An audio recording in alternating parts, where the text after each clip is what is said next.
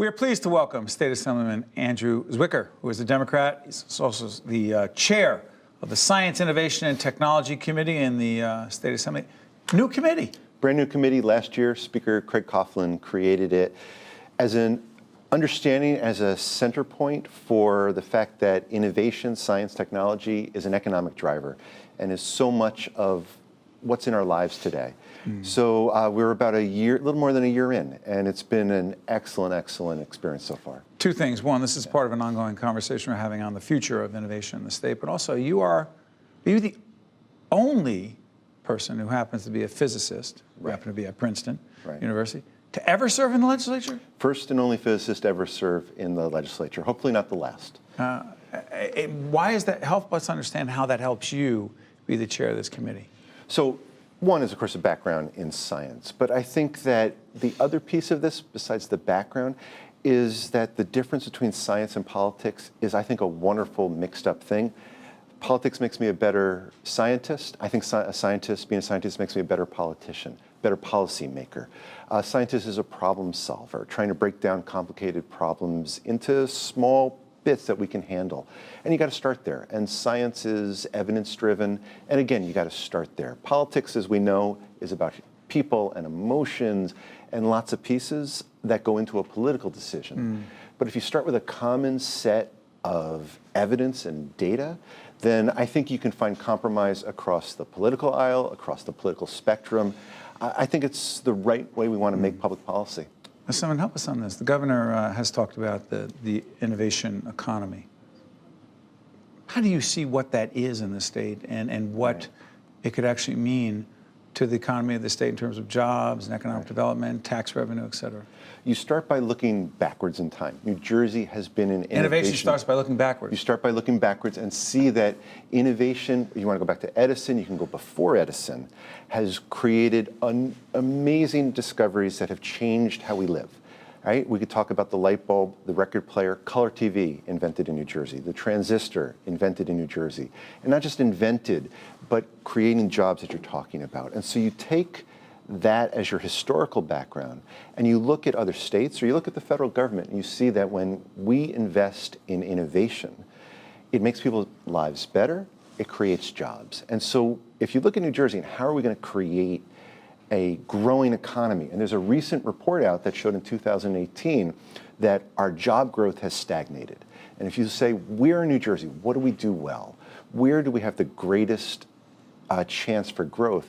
It's in innovation. Describe it, though. Give us a couple of examples of where you see, Assemblyman, the opportunities for innovation turning into strong, powerful economic activity. Right.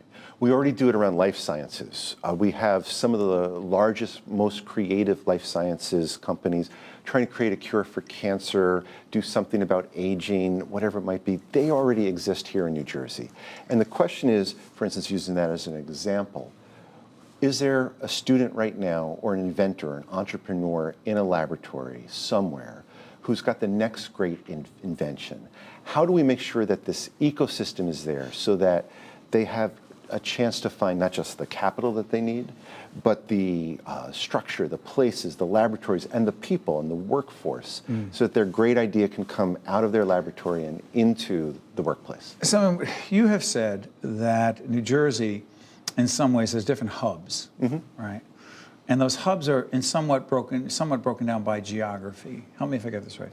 North Jersey is more focused, and the potential for innovation is more on the financial technology? Well, I look at it as, if you look at our state, then you say North Jersey right across from the financial capital of the world. So financial technology, cybersecurity, for instance, things that are important to us, whether you are working in the financial industry or you're just online.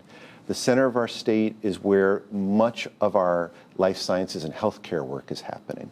The southern part of the state is known for aviation and agriculture. And out by the shore, we've got both wind and solar, so renewable energy.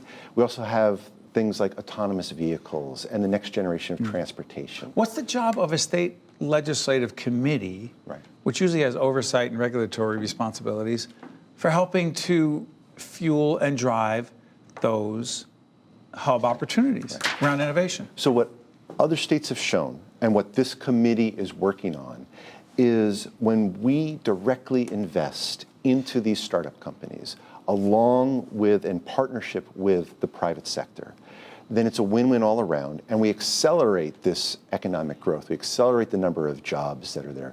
So what we do as a committee is we have to put into place public policy proposals that will accelerate the job creation, that will spur our entire economy. You know what's interesting is you've got some folks, some in the business community, who say, yeah, I'm all for innovation. I believe in the innovation economy, but they often will say that our tax policies and the fact that New Jersey is such a high tax state mitigate against those opportunities, fight against those opportunities, you say? I say a couple of things. One is, we're under enormous financial pressure. And so there's always this question of where do we get the resources we need to pay for the things that we owe, our bills, for our fine public education system, for the things that drive our government and New Jersey Transit, et cetera. The piece of it then is what can we do to create jobs that create the economic incentives that create the revenue that we need that start to help us relieve that enormous burden that we see the private sector being so concerned about. One more quick question. Yeah. It's not really so much of an economic question, more one of, let's put cybersecurity in context. The role of the legislative committee that you chair as it relates to cybersecurity and protection of people's privacy, how do you deal with that?